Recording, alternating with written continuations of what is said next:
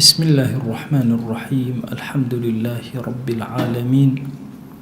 والصلاة والسلام على خير خلق الله محمد وعلى آله وأصحابه الكرام وتابعيهم بإحسان إلى يوم الدين. ربنا أرنا الحق حقا وارزقنا اتباعه، وأرنا الباطل باطلا وارزقنا اجتنابه. ربنا آتنا في الدنيا حسنة وفي الآخرة حسنة وقنا عذاب النار. بەڕێزان و خۆشەویستانم، لە زنجیرە باسی ئومەویەکان دەوڵەتێک بۆ خزمەتی ئیسلام ژیان بەسەر ئەبێن. لە باسی دووهەمین خەلیفەی ئومەویەکانە کە یەزیدی کوڕی موعاویە ژیان بەسەر ئەبێن. دیارە یەزید لە زەمەنی ئەوە چەند ئەحداثێکی زۆر گەورە و چەند زوڵمێکی زۆر گەورە ڕوویان داوە لە جیهانی ئیسلامیە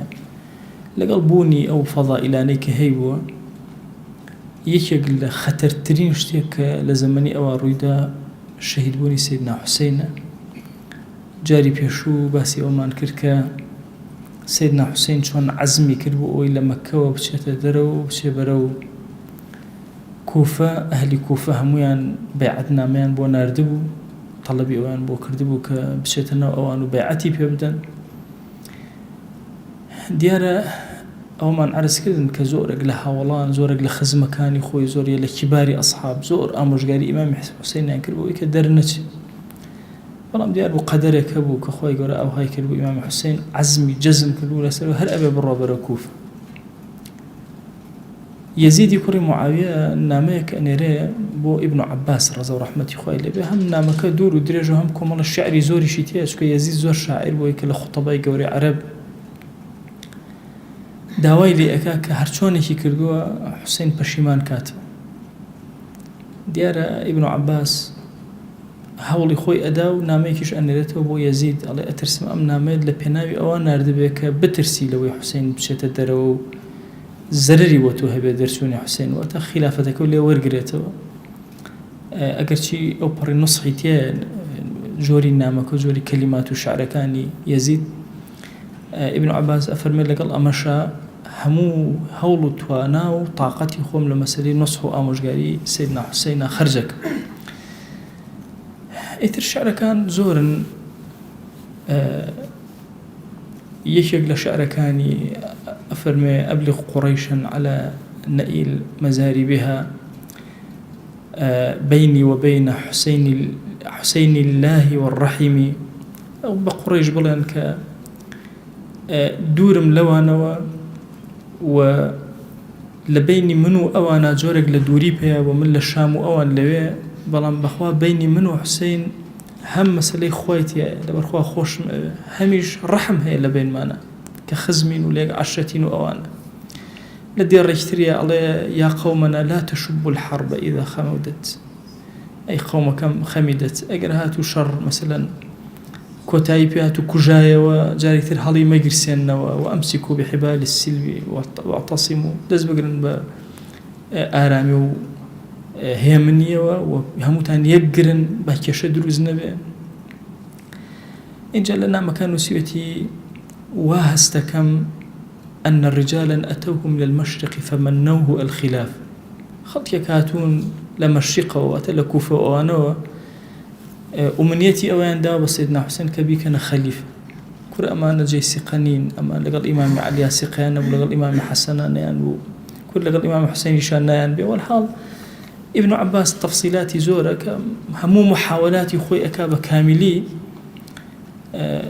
بەڵام دیارە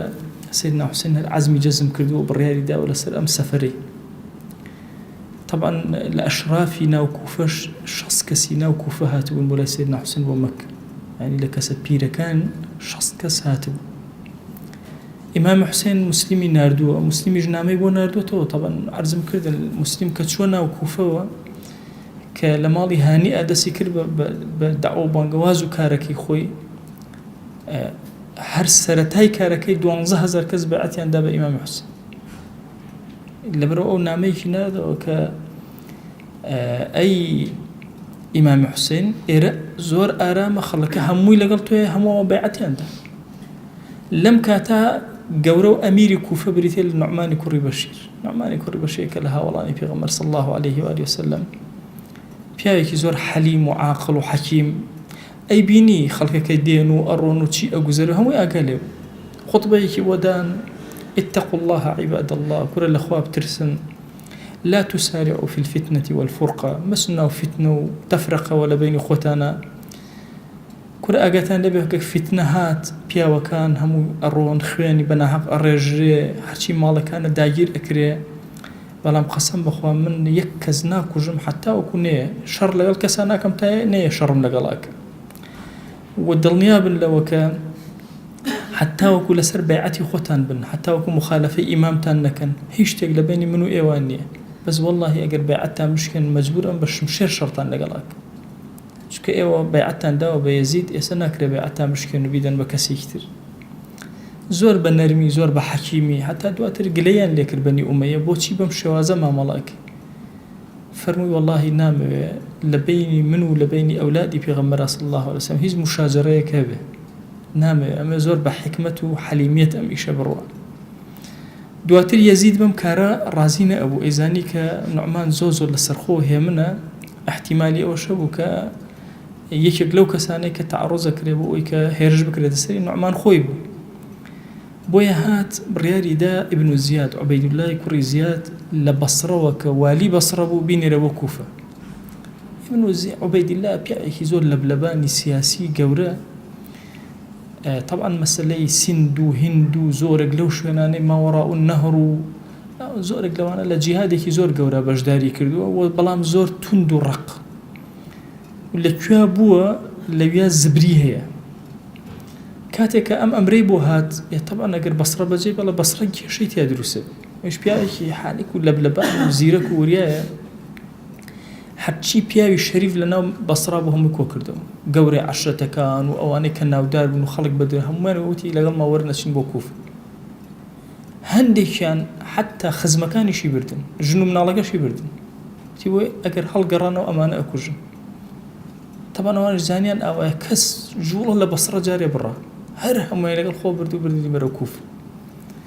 كتشونا كوفة طبعا دموشاي بيتشاو خلقي كوفش أو عند بيعتيان دابو توان ها حسين ديد ها حسين ديد كعبيد الله خوي كربنا كوفة خلق وين زاني سيدنا حسين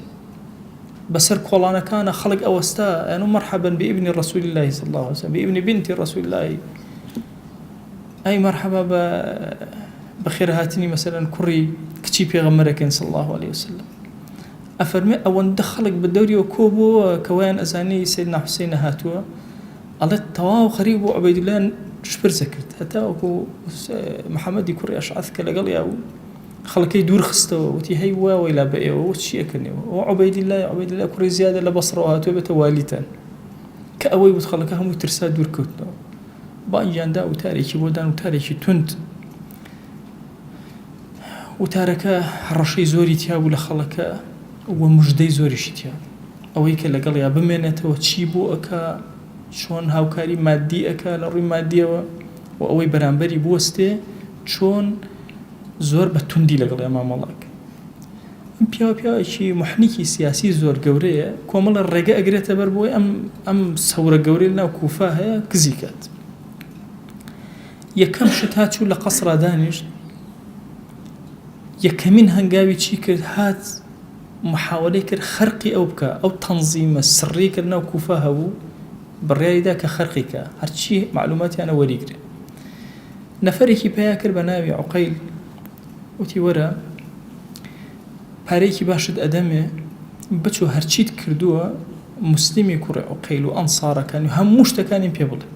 طبعا أوان تنظيمي كي زور شرب ريان هبو ناوي معقل أفرم معقل روش لنا ومزقوتها دانش سيري كير حتى وكو بيني بيابك زور بإخلاص والنيوجكا همو خلق روشتن أو هل النيوج طوانبو الله 3000 درامي بيبو الله شو لا أم بيو دوتي من الشام وهاتم سر مكشف مكو أمانة أما بقى ما الله يكيق لأولاد كاني في غمر صلى الله عليه وسلم نونري هاتو تأيرا منش أما بقى ما لايو أم باري بدم بو يسر فيك أبو عوانا كان الله أيش بيودي تو بولا من برسي لنا أهم خلقا والله النيوجكي تو زور جوان بو لنيوجي إيمان داران أتو ظلم تو لنيوجكت تدي بو شوينكي باشاتي من مسلمی کوڕی عەوسەجەم ناوە بەرپرسی هەموو ئەو کەسانم کە لەژێر دەستی موسلیمە با بچین بۆ لای. طبعا فترەیە کە عوبەیدوللا خەریکی کاری خۆیەتی هەموو ڕۆژێ ئەم پیاوە لەوەیە لە پەنایانە هەرچی ئەخبار و هەواڵ و چەند کەس ئەچێتەوە هەمووی ئاگای لێ. عوبەیدوللا هەر هەمووی تەرتیب کرد. دوای عوبەیدوللا لە دانیشت خەڵک وردە وردە ئەچون بۆ ئەوەی کە سەردانی کرد. محەممەدی کوڕی ئەشعەث لەگەڵ ئەسمای کوڕی خارجە ئەم دوانە چوون بۆ لای کە چوون بۆ لای وتی ئێوە گەورەی کوفەن بۆچی هانیئی کوڕی عەڕوە نایە بۆ لە طبعا مسلمی کوڕی عوقەیل کاتێک کە چۆن ناو کوفە لە ماڵی هانیئە خۆی شاردبوو لێوە ئیعازی دەرەکرد خەڵک ئەچون لێ بەیعەتیان ئەدایە وتیان وەڵی قوربان پیرە و نەخۆش وتی بیستومە هەموو ڕۆژ لەبەر دەرگایە دانیشە حتا ئێوارە ناتوانێت تا لای من بێت واللهی ئەگەر نەیە خۆم ئەچم بووی ئەڵێ ئەوانش ترسان ئەیانزانی مسلیمیش لەوێ زۆر ترسان لەوە چکە ئەمانش هەموو لە ژێرەوە پەیوەندیان هەبوو ئەڵێ چوون بۆ لای هانی وتیان کوورە هانێ فرێ خۆکەوە ئیشەکە ئاوایە بەو مەسارە ئەڕوا ئەبێ زۆر وریابی ئەوانە ئەڵێ ئەویش قەراری دا وتی باشە یەم بۆ لای ئەڵێ کاتێکەوە هات لە بەرامبەر عوبەیدولاوە دانیشت ئەڵێ عوبەیدولا پێوت وتی خەریکی چی ئەکەی ئەو کابرایە کە ناوی مسلیمە هاتوۆتە ئێرە مسلیمی کوڕی عوقەیل و ئەوانە تۆ ئەیناسی خەری وتی ئاگام لێ نییە وتی ئەی چی ئەکە لە ماڵەکەی توێکە ئاگەر لێن ئەی خەڵک بۆ چیان لێ بەیعەتە دەن وتی من ئاگام لەو شتانە نییە ئەی ئەمیر کە تۆ ئێڵێ لەو کاتە معقەلی هێنایە دەرەوە کە معقەلی بینی هانی ئیتر زانی هەموو شتێکیان کەشف چکە معقەل هەموو ڕۆژە لە ماڵی هانیئە و لە ڕۆژانە بە شەوانیشە لای عوبەیدولا کە بینی ئیتر توانە هیچ قسەیەکی نەماوە وتی ئەی ئەمیر ئیمانە ئیزنم بدە بەس ئەوەنە بڕۆم من ئیزنی معقەل ئەدەم و مسلیم ئەدەم و بە هیچ شێوازە نایڵم بێتە ماڵی من و تەواو دەریەکەم وتی ئەبەدەن نایڵم لەم شوێنە بچیتە دەرەوە ئەبێ خەبەر بنێری مسلیم بێ بۆ ئێرە طبعا لێرە مشاجرێک لە بینیانە ڕوو ئەدا ئەو عوبەیدولا دارێکی دا لە هانێ لە دەموچاوی هانێ ئەم خەبەرێک سەر بڵاو بوو کە بڵاو بووە عەشیرەتێکی زۆر قەوی لە پشتی هانی ئەوە بوو عەمری کوڕی حەجاجی زوبەیدی هات عەشیرەتەکەی کۆ کردەوە دەوری قەسری عوبەیدولایان گرت وتیان ئێمە هەڵناگەڕێنەوە لە ئەمارەتی موسڵمانان بەڵام ئەوە گەورەی ئێمەیە ئەبێ سەلامەت بێ ئەویش چەند کەسێکی لە خۆیان هێنا لە سژنە بینیان کە دانیشتەوە لە سژنایە و زیندووە و نەکوژراوە و گەڕانەوە وردەوە دە بڵاویان لێکرا عەشیرەتەکەشی نەما دواتر یەکێک لە سیاسەتە وردەکانی عوبەیدولا ئەوە بوو هەرچی ئەشرافی ناو کوفە بوو هەر هەمووی ئەبردە قەسرەکەی خۆی لێ وەکو حیجزوا بوو نەیانتوانی بێنە دەرەوە ئیلا بۆ کارێکی زۆر تایبەتی بچووک ئەیناردن و ئەیهێنانەوە بۆیە مسلمی کوڕی عوقەیل کاتێک کە ئەمەی بیست خۆی و ئەتباعەکانی لە ماڵی هانێ ڕیاریاندا بچن بە شەڕ هانێ بێنە دەرەوە سەیری ئەهلی عێراقن ئەمە زۆر دەرسی تایە بۆ ئێمە بە دەوری مسلیمەوە 4000 کەسی فیدایی کۆبوون کە هەموو بەیعەتیان داوە بە ئیمامی حوسێن هەر هەموو هاتن جێشێکی زۆر کامل خۆی لەو کاتەیە عوبەیدولا ئەوەندە کەسی لەگەڵان نییە لە قەسرەکەشی بە پەلە چوونە قەسەکە و دەرگەکان داخست لە حیبەتی خۆیانە هەر لە بەرامبەر قەسرەکە هەتا گەیشتنە ئێوە دەوروبەری کاتی زوحا بوو نوێژی چێشتەنگا بوو سێری سیاسەتی وردی عوبەیدولا کەن لەم مەسەلە خۆی پەناداوە دەرەقەتی ئەمانەش نایە ئەمانە بەو پەڕی ئەوە هاتوون اینجا هات سەرۆک عەشیرەتەکانی ئەجوڵان هەر عەشرەتە سەرۆک عەشرەتە ئەچوو چەند کەسێکی لە بنەماڵی خۆی ئەهێنایەوە اینجا هەڕەشەی لێکردن بەوەی کە پارەکەتان ئەبڕم ساڵانەتان ئەبڕم چکە مەعاش لەو کاتا بوو بۆ ساڵانە مەسا ئەوەتان ئەکەم ئەوە اینجا تاوای لێ هات ئافرەت و خێزان و خوشک و باوک و دایک و هەمووی نارد هەتا گەیشتە دوای عەسر مسلم تەنها 300 کەسێ بۆ 500 کەسێکی بەدەستەوە هەر هەمووی ڕۆژ چۆڵیان کردووی ئینسان دەرسێکی زۆر گەورە لەمانە وەرگری ئەهلی عێراق ئەهلی کوفە کەی بای ئەوە بوو کە متمانیان بخرێتە سەر دوایی بەمەشەوە وازی نەهێنا هەر محاوەلەی کە بەرەبەری ئێوارە هات مسلم تەنها 60 کەسی لەگەڵا ماوە کەسی لەگەڵا نەما کە شەڕ دەستی پێ کرد 60 کەسەکە شەڕیان نەئەکرد خواخۆیان بۆ ڕاکەن بەس شەڕیان نەکرد بۆی نەجاتیان بێ بۆیە محەممەدی کوڕی ئەشعەس لەم کاتە زانی کە ئەمە ئایانەوە ڕاکەن دەرگای بۆ کردنەوە نەفەسێکی بۆ کردنەوە بۆ ئێمانە لەو نەفەسەوە ڕاکەن لەو نەفەسەوە ڕایان کرد ئەو 6 کەسە بەرەو مزگەوت لە ناو مزگەوتە یەک کەس بەدەست موسلیمەوە نەما بە تاقی تەنهامە لە ناو مزگەوتە کەس حەقینەوە بەسەریەوە سووکی ئەویش بە دزیەوە لە مزگەوت هاتە دەرەوە بە کۆڵانەکانی ناو کوفەیە ئەگەڕا بە تاقی تەنها ئەم 12,000 کەسی بەعەتیان دا بەم پیاوە یەک کەسی لەگەڵانە ماندوو بوو چوە قەراخی کوفە لە شوێنێکە دانیشت و ئافرەتێک پێوە وتی هەستەکەم غەریبی لەم شوێنە بۆچی ئاوا دانیشتی تی وڵای لە من غەریبتری تیانە من مسلمم نوێنەری ئیمامی حوسێنم هاتووم وتی وەرە ماڵی من حەشارت ئەدەم ئاوی بۆ هێنا خزمەتی کرد کوڕێکی ئەم ئافرەتە بریتی بوو لە مەولا و لە وەختی خۆی ئازادکراوی یەکێک لەو کەسانەی کە نزیکە لە عوبەیدیلا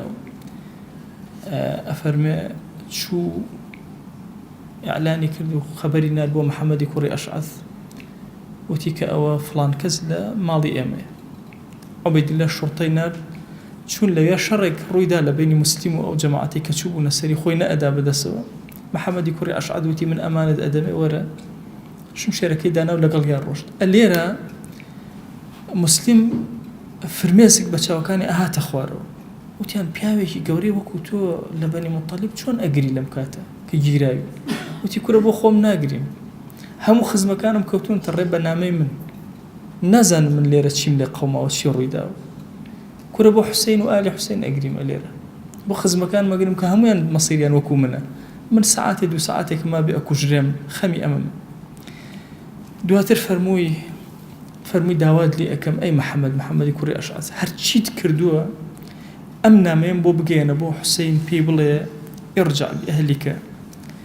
ئەهلەکەی خۆت بگێڕەوە ولا یەغوڕەنەکە ئەهل الکوفە ئەهلی کوفە غەڕات نەکەن ڕاز ناکەن فإنهم أصحاب أبيك الذي يتمنى فراقهم بالموت أو القتل كل أمانة هاوڵەکانی باوکی تۆن کە باوکت خواخوای بوو بە مردن یا بە کوشتن بەس نەجاتی بێت لە دەستی ئەمانە هیچ اعتیمادێکیان نەخێتە سەر ئەویش وعدی دایە و ئیاسی کوڕی عەباسی تائی نارد خەبەرەکە بگەێنە بە ئیمامی حوسێن و ئیمامی حوسێن نێت دواتر کە مسلیم چووە بەردەم عوبەیدیلا وتی ئێمە بە محەممەدی کوڕی ئەشعەثی وتی ئێمە بە تۆمان نەوتووە ئەمانی بدەرێ بۆ ئەمان نەنادووە نادو بیگری ئەمان لە دەستی تۆ نیە قبوڵی ئەمانەکەی نەکرد لەم کاتە کە زانی حتمن ئەکوژرێ داوای لە عومەری کوڕی سعدی کوڕی ئەبی وەقاص کرد سعدی کوڕی ئەبی وەقاص یەکێک لە کوڕەکانی ناوی عومەرە یەکیان ناوی عەمرە داوای لێ کرد ئەی عومەر هەرچیت کردووە خەبەرێ بگەێنە بە ئیمامی حوسێن داوای لێ کرد لە مەجلیسەکە کە جیای کاتەوە چەند سڕێکی هەیە پێ بڵێ عمەریش هەڵ نەسا بەڵام دواتر عوبەیدولا ئیزنیدا جیای کرد وتی 700 دینار قەرزارم لە ئەهلی کوفە 700 درهم بۆم بدەرەوە دووش یەک پەیام بنێرە بۆ سەیدنا حوسێن کە نێت وەزعەکە بەو شێوازەیە و بانێت ئەویش ئیزنی لە عوبەیدولا پێوە وتی طەبیعیە نامەی بۆ بنێرە نە ئەو بێ نە ئێمەش ئەڕۆین بەڵام ئەگەر هات گەڕانەوەی نییە پێ بڵێ بانێت نێ ئەم مصیبەتەمان توش نەکە طبعا هەردوو خەبەرەکە و هەردوو کەسەکە خەبەر ئەنێرن بۆ سەیدنا حوسێن دوای ئەمە مسلیمی کوڕی عوقەیل ئەکوژرێ هانێ کە ئەو عەشەتە گەورەی هەبوو بە بازاری کوفە هێنای هەندێک گێڕای و دوایش کوشتی طبعا هاواری ئەکرد هانێ ئەمە دەرسێکی گەورەی تێ هانی هاواری ئەکرد کورە ئەی قەومەکەم قەبیلەکەم وەرە بەدە یەک کەس نەهات ئەهلی عێراقە ترسێک بەسەریانەوە بوو یەک کەس جورئەتیەوەی نەکرد هاوکاری ئەم پیاوە بکە بە شەرتێک گەورەشیان بوو خاوەنی قەبیلەکەش بوو بە هەر حاڵ هەم مسلیم هەم هانی چاوترسێنی ئەوانی تری پێ کرد ئەمە دوو قائیدە گەورەکەن ئەمە خاوەن ماڵەکەی و ئەمەش ئەو کەسێک کە میوانەتی هەردووکیان کوژران بۆیە زانیان ئەوەی کە ڕەبتی بەم کارەوە بێ ئەکوژێ اینجا ئەهاتن بەعەکسە ئەبوونە جەیشی عوبەیدیلا پشتی عوبەیدیلایان ئەگرت هەوڵانەدا ئادەی تەئیدی عوبەیدیلا بکەن بەعەکسی ئیتیجاهەوە هاتن بەرامبەر بە ئیمامی حوسێن ئەهلی عێراق و ئەهلی کوفە وەستا دیارە کۆمەڵی خاڵ هەن کە لێرە لراسي إنسان بهالوستين لسر ورقري يكم مسلم رضا ورحمتي خوي لبي نيتواني أو بابته بجواني بشيله وتنظيمي كي دقيق دروس كان لنا كوفة عاطفة وخلق ونوي زور أما تأثيري كي زور قوري كله لفكري مسلم كان نامي ابن ربا سيدنا حسين بيبلا ورا بلك لهاتنا نقورا بلك لهاتنا والدوام هاني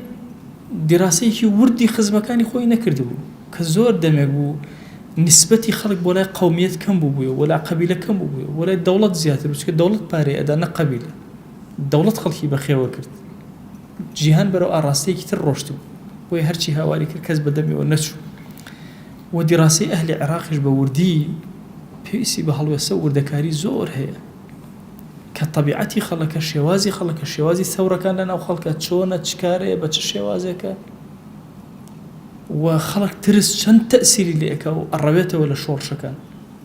لهندي قوميته أجريك تاك كزمة بميدان شغلناك بينما لأهل العراق وشوازني كزبر زور هات همو شغليك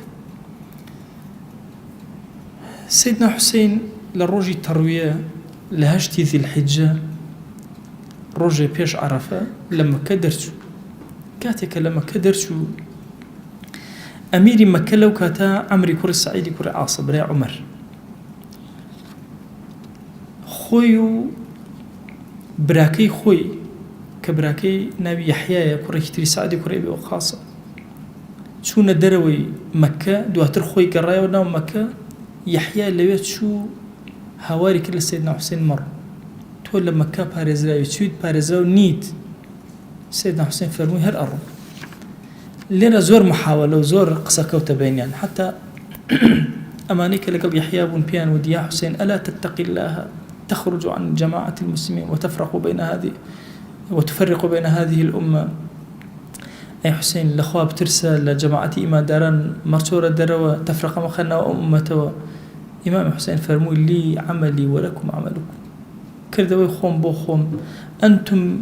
كردوي إيوة جبو إيوة أنتم بريئون مما أعمل وأنا بريء مما تعملون إيوة برين لو يكمنش بريء لو إيوة يكن ليم قرن سيدنا حسين خوي أهل بيتو أقرباء هموي لقل شخص كسكي أهل كوفة شو ندروا مرواني كوري حكم زانيك وضعك أوي ببلا ناميك نار بو عبيد الله كمروان لو كاتا قوري مدينة والي مدينة ناميك نار لنا مكا بي الله أقال لي تالله ما أحد يسلمه الله أحب إلينا من الحسين والله يكسنية لمسر زبيا بأنداز حسين بيمان خوش بك باريزراو به إن جاء عمري كوري سعدي كوري أبو خاص نامنا أبو عبيد الله كابتلاء كرابي كوري حتى تشتي خوت اللي دسي أدي قدس بين تري حسين يزيد خوي بو خوي ناميك أبو عبيد الله كوري عبيد الله أقال لي بستومك حسين برو أبيده أما الزمني تو بامتحانك تو زور قرصة أو يد لنا هم بلادك أبو بلادي تو لنا هم عمالك كان منك إيش بو كان تو تشي مصيبة توي يا بهوي حسين وآزاد بيا هتا أبي تعبت أقال لي زوري كتير لما أنا أم قفتوقو أم قصانا سبحان الله سيدنا حسين بريالي دابو أم مسارة ورد هرب بيكبر زوري ما وبقاته كوفة خبري بيجيش كمسلم وفاتي كرا كجرا وشهيد كرا طبعا كأم كلمة بس سيدنا حسين جيش سيدنا حسين هم أوانيك بدوري وبون بيوتن وتي وحالك أذن أبو شواز أبو أراست أروك خبر كمان بوي دو جار خبر من بوهاتو شو أو دو كسي خوي نارد هردو كان نقرانو هردو كان كجرا دو كسي نارد وكوفة قبل خلقينا ورن أو تابعات بيبان ورن قراخي كوفة بدمه كزنا هاتو نفرقان شي نهاتنا دواتر خبري بيجيش مسلم روشتوه بوي همو أمانيك لقل يابون كوي كرنا وتي حالك أو هايا كي لقل ما بيكينا يبانيت كأم قصي فرمو أواني أهلي كوفة والشيخ كانوا همو الريان كرت كسي بدورونا ما أهلي عراق جي اعتماد نبو سيدنا حسين أليرا هندي لقوم كاني خوي كوبو نوتيان مادام أو هابي بوشي برون بدستي خومان خوياني خومان بخينا ناو أم وضعوا تياشين لێرە براکانی عقیل براکانی مسلمی کوڕی عقیل هەستانەوە وتیانێمە بە هیچ شێوازێمە قبول ناکەین چۆن ئەومان ناردووە و کوژراوە ئەبێ ئێمەش بڕۆین و بکوژین خوێنمان وەکو خوێنی ئەو بڕێژ ئەم ڕەئیە وردە زاڵ بوو بۆیە سەیدنا حوسێن فەرمووی کێ ئەڕوا با بڕۆ کێش ئەمێنێتەوە لەگەڵما من ئەڕۆ عەزمی جەزم کردەوە لەسەر ڕۆشتن لێرەدا دیراسەیەک هەیە لەسەر ئەوەی کە سەیدنا حوسێن خۆی بۆ خۆی لێرە زانی ئیجتیهادەکەی غەڵەت لێرە بۆی دەرکەوت ئەو شێوازەی کە بیر کراوەتەوە لێ ئەو شێوازە ئەوە تا مسلیم خەبەری بۆ نادوێ ئاحتیمال لەسەر ئەهلی کوفە دانەنەی ئەوە تا لایەکترەوە عومەری کوڕی سعدی کوڕی ئەبی وەقاص خەبەری بۆ ناردووە یعنی زانی کە وەزعەکە هی ئەوە نییە کە بۆ بڕۆ ئیقدام کە بەڵام تازە هەنگاوێکی ناوە لە نیوەی ڕێیە ئەگەڕێتەوە هەر عیبەیەتە سەر ئەڕواتە پێشەوە هەر عیبەیەتە سەر خزمەکانش لەم لاوە زەختی لێ ئەکەن بۆ ئەوەی بڕوا وەی سەیدنا حوسێن بڕیار ئەدا لەوەی کە هەر بەردەوام بێ لەسەر ڕۆشتنەکە لە لای تریشەوە ئیبن زیاد کاری خۆی تەواو تۆکمە کردو هەر بە ئەهلی کوفە دەوری کوفەی گرتو هیچ کەسێک نەیەتوانێت لە کوفە بچێت دەرەوە هیچ کەسێک نەیەتوانێت بچێتە ناو کوفە زۆر بە توندی کۆنتڕۆڵی وەزعەکەی کردبوو ئەو دوو کەسەش کە سەیدنا حوسێن ناردووە هەردووکیانی کوشت هەڵیشی واسی وهای کرد کە خەڵکە تاو ترسی لێنیش اینجا هەر ئەم ئەهلی کوفەی کە بەیعەتیان دابوو کە دواتر باسی ئەکەین تاوانبارترین کەسن لە کوشتنی سەیدنا حوسێن ئەمانە هەر هەموو شمشێریان هەڵگرتبوو ئامادە بوون بۆ شەڕ لەگەڵ سەیدنا حوسێن ئەم مەشەدانە زۆری پێچێ ئەم شەو ئەمەندە کفایەتەکەین تا وردە سەیدنا حوسێن ئەگاتە ناو کوفە و قەراخی کوفە و چۆن بربەرەکاری لە بینیانە ڕوو ئەدا یەکەم کەس کێ ئەگا بە سەیدنا حوسێن لە ئومەویەکان دووەم کەس کێ دوای چۆن ئەم شەڕە دروسە بێ دوای ئیمام حوسێن ئیجتیهاداتەکانی چۆن ئەگۆڕێ هەوڵی محاولاتی تر ئەکا و چۆن لە ئەخیرا شەهید دەکرێ هەر هەمووی بە تەفسیل ئینشاءالله لە دەرسەکانی ترە لە خزمەتانە باسەکەین گرنگ ئەوەیە بەلامەوە کە ئێمە لەم دەرسانە تەنها گێڕانەوەی بەسەرهاتەکە نەبێ ئێمە سوود وەرگرین لەوەی کە بەڕاستی ئینسان جاری وهەیە خەتیبە ئەبینە خەڵکێکی زۆر بە دەوریەوە وەستاونەتەوە وا تەسەوور نەکایتر ئەمە لە ڕۆژی تنگانەیە لەگەڵیان بەتایبەتی ئەهلی عێراق کە ئێمە خۆمانیتیا ئەژین ئەهلی تنگانە نین بۆیە ینی ئینسان بیرەکاتەوە سەری سوڕ ئەمێنێ ینی 12000 کەس ئەگەر هەر کەسەیان یەک تۆز دیفاعی لە سەیدنا حوسێن بکردە سەیدنا حوسێن بۆ شێوازەی لێ نەهات ئەسڵەن دەوڵەتی ئومەوی ئەعتیبارێکی گەورەتری بۆ سەیدنا حوسێن نەکرد ئەکرا ڕێکەوتنێکی گەورە بکرێت لەگەڵ ئیمام حوسێنە ئەکرا بە شێوازێکی تر مامەڵە بکرێ بەڵام ئیمام حوسێنیان تا کردەوە بە جیانێش وی ئینسان ئەبێ دەرسێکی زۆر گەورە وەرگرێ لە شێوازی هەنگاونان نیە لە شێوازی کارکردنیە زۆر کات گەنج و شەباب لە هەموو زەمانەکانە لە 100 ساڵەی نەمانی خلافەتی ئیسلامیە زۆر واقعێکی بچووک ئەبینن ئەبێ ئینسانی مسلمان هەموو لایەنەکان بخوێنێتەوە دیراسەکە کارکە لەسەری ئەم عێراقیە مە سەدان فتنەیتیا دروست بوو هەموو جیهانی ئیسلامیش با بزانن قووەتی لە قووەتی عێراقەوە دەرەچێ سەیرە مەسائیلی عێراق لەگەڵ بوونی هێزێکی زۆر گەورەتیایە لە مەدارسی علمیە لە مەدارسی عەقەدیە لە مەدارسی فکریە حتا لە سەوت خۆشیە لە چیە لە فنونە عێراق مەستەرێکی زۆر گەورە یعنی بەغدا جیهان ئەبا بەڕێوە